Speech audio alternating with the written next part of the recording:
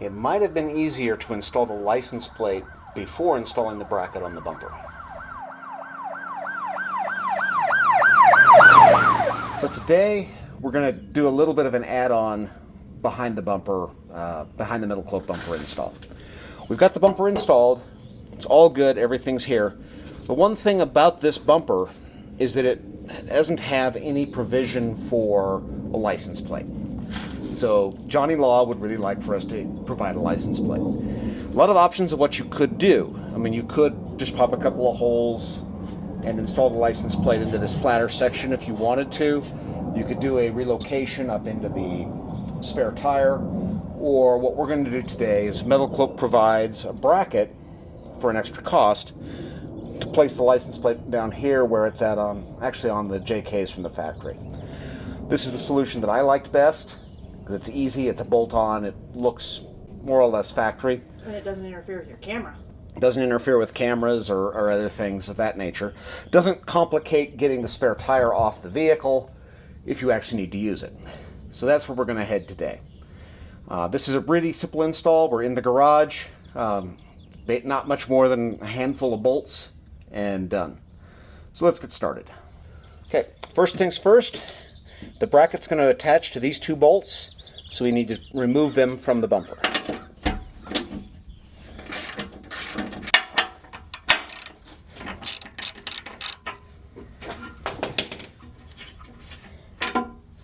There we go. Now Metalcloak does provide replacement hardware for this, but they are button head screws. I kind of like the look of the gold flange nuts. I'm going to retain the original flange nuts when we attach the bracket. So this is the base mount for the new bracket. It just lines up on those two holes. And then reinstall the bolts.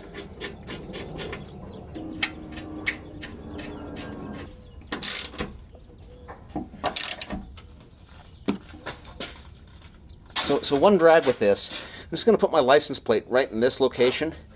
It's going to hide my pretty eco-diesel badge. So I'll have to get a little bit more aggressive with my diesel, turbo diesel badging on this vehicle. Hi, it's your camera girl here. I know you've been hearing some plane traffic. We happen to live right at the point where if planes are landing from south to north at Denver International, we're right where they turn to begin line up with the runway. I've explained this in prior videos before. There's nothing we can do to get rid of the airplane traffic, but that is what's happening. He's currently sorting through the parts that were sent, putting things together. It's another close-up of those button heads. And the cool part about those button heads, they did send enough that if you want to replace all of them on both sides, you can do that if flat black is what you prefer. As Kenneth already said, that's not his preference. Metalcloak includes this LED light. Just needs to be attached to the bracket. So we'll feed the wires through, put it in place using the supplied hardware with a couple of washers and the nuts on the back side.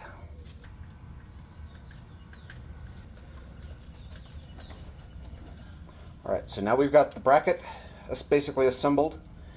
We're going to go ahead and put the bracket on the bumper. We've got a button head bolt and a corresponding nut, and just put it together. That is a nylock, so it'll thread to the point where it starts to engage and then it becomes tight. A little tip as he's working on this. If you're worried about this scratching, and it looks like it may have already done so, take this and put it underneath between the bumper and the license plate, and that way it won't scratch things up until you get it tightened up. I know it may look funny on camera, but we're protecting the bumper. Now what this is, that's simply the wrap, that the shipping wrap that the license plate came through. Nothing extra you have to get. I mean, it's odd to talk about scratching up bumpers because you know this bumper's going to earn its fair share of scratches on the trails. But hey, keep it pretty while you can. Yep. Okay, gotta show you something. Shop dog is trying to eat a tree.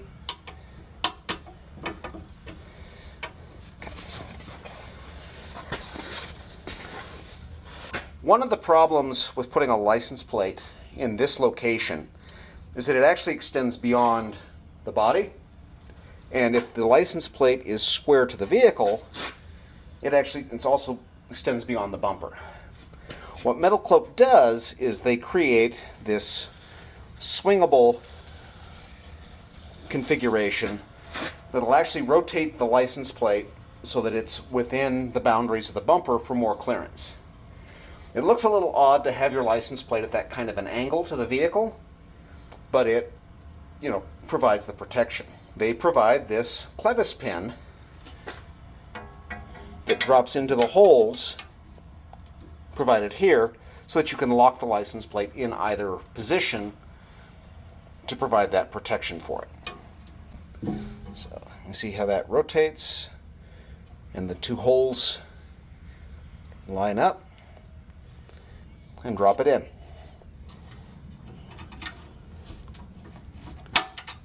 And just like that, locks it in place. And confirm that everything does open with the door, and there is a gap, not a big one, where everything clears. For the wiring on this light, Metalcloak provides a couple of these wire taps, also known as Scotch locks, as well as some crimp-on bullet connectors, and this short length of 2-conductor, technically it's cable. What they want us to do is to put the bullet connectors on the ends of the wires here for the light, and they want us to come back to the bumper harness connector that is located back in here, and go back to our earlier videos, and then tap the factory harness leveraging these Scotch locks. I'm not a big fan of the Scotch locks. They kind of work by forcing this blade through the insulation of the cable. And what I've had happen is over time, these will cut the wires that they're attached to, which results in problems. So I'm not a big fan of those. As well, we know that when we were taking this bumper harness off, there was a light located in this location for the original license plate.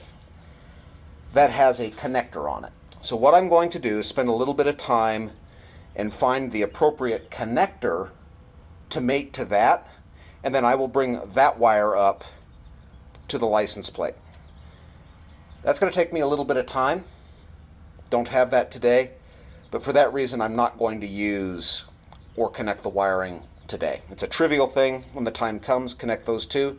If you want to do it the way Metalcloak recommends, again, they provide the materials. You just go down, find the two wires in the factory harness, and tap those.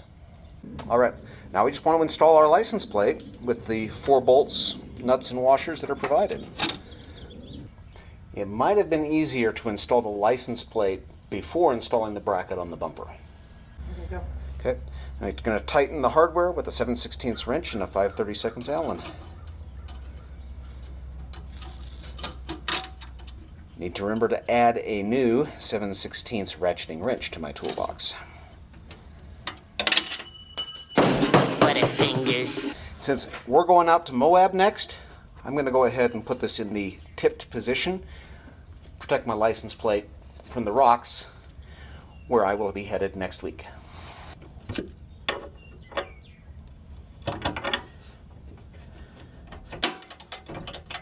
Like so. And that concludes our installation of this license plate. Thank you.